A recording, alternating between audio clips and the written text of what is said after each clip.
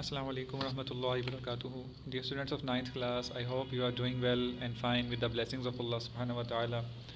Students, we have started the topic of photosynthesis in the previous lesson.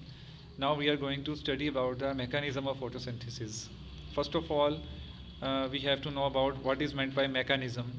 तो mechanism की बड़ी आसान सी definition है कि वो स्टेप्स किसी प्रोसीजर में जो फॉलो किए जाते हैं उस प्रोसीजर को कंप्लीट करवाने के लिए, ठीक है। तो फोटोसिंथेसिस के प्रोसेस को कंप्लीट करवाने के लिए जो स्टेप्स फॉलो होते हैं, these are called basically mechanism of photosynthesis. Now we have to find we have to clear some terms, जैसे NAD पॉजिटिव की टर्म आएगी यहाँ पे आपके लेसन में।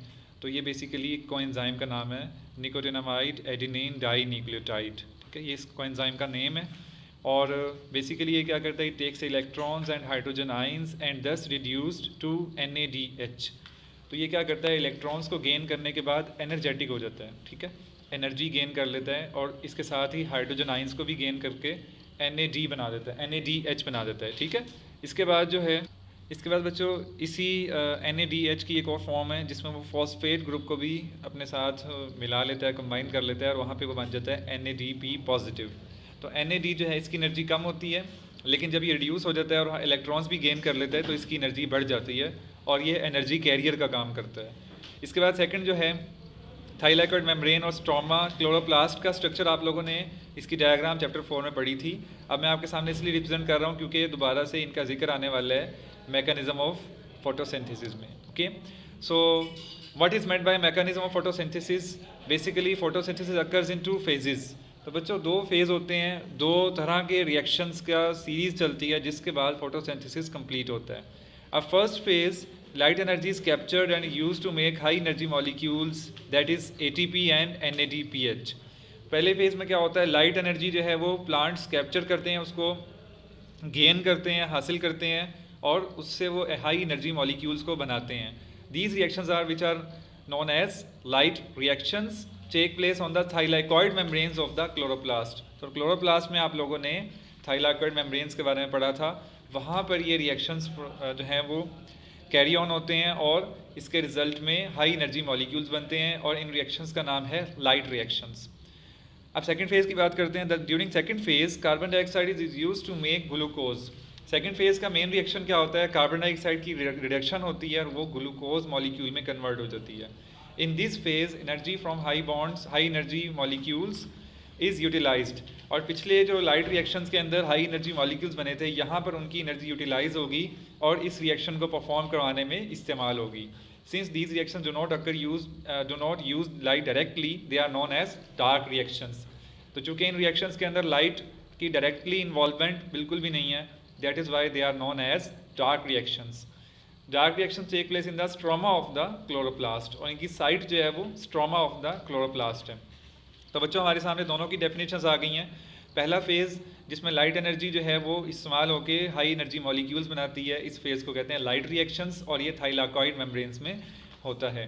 इसके बाद सेकंड फेज़ जो है ये, इसमें क्या होता है, कार्बन डाइऑक्साइड की रिडक्शन होती है ग्लूकोज की फॉर्म में और इसमें जो हाई एनर्जी मॉलिक्यूल्स हैं उनकी एनर्जी इस्तेमाल होती है, यूटिलाइज होती है और चूँकि इसमें डायरेक्टली लाइट इन्वॉल्व नहीं होती है, that is why the second reactions are known as dark reactions and they take place in the stroma of the chloroplast. हम इसकी डायग्राम भी देख लेते हैं। लाइट एनर्जी यूज़ हो रही है और लाइट रिएक्शंस की सूरत में और ये थाइलाकोइड मेम्ब्रेन्स पे हो रहा है। इसके बाद जो और इसमें बन क्या रहा है, NADPH और ATP मॉलिक्यूल्स। अब ये ही मॉलिक्यूल्स जो हैं अपनी एनर्जी किसको दे रहे हैं, डार्क रिएक्शंस को, और वहाँ पे वो कार्बन डाइऑक्साइड को कन्वर्ट करने में, ग्लूकोज बनाने में यूज़ हो रहे हैं, ठीक है। तो इस तरह से बच्चों ये सारे का सारा एक समरी है फोटोसिंथेसिस के प्रोसेस की। अब हम पॉइंट वाइज थोड़ा सा डिस्कस करना चाहेंगे लाइट रिएक्शंस को। लाइट रिएक्शंस की समरी यहाँ पे लिखी है, कौन कौन से प्रोसीजर्स हैं जिसको शॉर्ट करके यहाँ पे आपके सामने लिखा गया है बुक में। Number 1, when chlorophyll molecules absorb light their energy level increases and electrons are emitted. आप जानते हैं बच्चों, जब भी आपने बहुत से एटॉमिक मॉडल में पढ़ा था, इलेक्ट्रॉन्स को एनर्जी मिलेगी तो वो एक्साइट हो जाएंगे और हायर लेवल पे चले जाएंगे। तो यहाँ भी यही होगा, क्लोरोफिल के मॉलिक्यूल्स जो हैं वो लाइट एनर्जी को अब्जॉर्ब करने के बाद जो उनके एनर्जी लेवल है इलेक्ट्रॉन्स का वो इंक्रीज़ करेगा और इलेक्ट्रॉन्स एमिट कर देंगे, एटम से बाहर निकल आएंगे। सेकंड स्टेप में क्या होगा, electrons are pass to electron transport chain to produce ATP.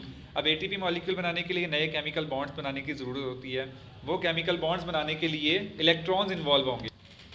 इसके बाद थर्ड फेज में क्या होता है बच्चों, light also breaks water molecule. यहाँ वाटर मॉलिक्यूल पहला काम किस पे हुआ था, लाइट एनर्जी ने क्लोरोफिल के मॉलिक्यूल से इलेक्ट्रॉन्स को एमिट किया था, फिर उन इलेक्ट्रॉन्स ने एटीपी मॉलिक्यूल्स बनाए थे।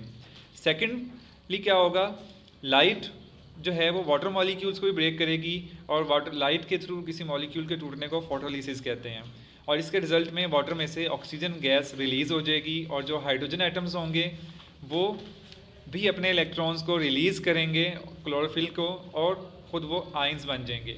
अब ये जो हाइड्रोजन आइंस हैं ये क्या करेंगे, NADP पॉजिटिव के साथ मिलके NADPH बना देंगे और इनके इलेक्ट्रॉन्स भी वहाँ पर NADP गेन कर लेगा। इस तरह से बच्चों ये जो लाइट रिएक्शंस हैं इसमें दो प्रोडक्ट्स बनी है हमारे पास, ATP मॉलिक्यूल और NADPH मॉलिक्यूल, और ये दोनों एनर्जेटिक मॉलिक्यूल्स हैं और इनकी एनर्जी जो है वो अगले फेज़ में यानी कि डार्क रिएक्शंस में यूज़ होने वाली है। अब बच्चों एक जेड स्कीम डायग्राम है जो इस लाइट रिएक्शंस को शो करती है, हम उस पर बात कर लेते हैं।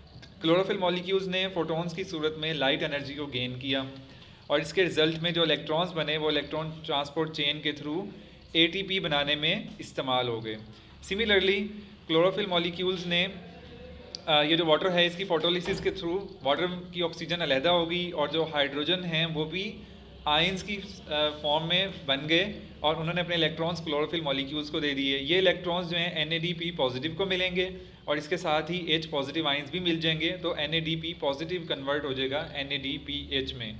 तो ये येलो कलर से दो मॉलिक्यूल्स हमें शो हो रहे हैं, ये हैं एनर्जेटिक मॉलिक्यूल्स और इनकी ज़रूरत पड़ेगी नेक्स्ट फेज़ में, और यही प्रोडक्ट्स हैं लाइट रिएक्शंस की। तो लाइट रिएक्शंस का पर्पज़ था ATP और NADPH को बनाना। तो बच्चों ये हमारा आज का लेसन था, आपका आज का होमवर्क नोट कर लें।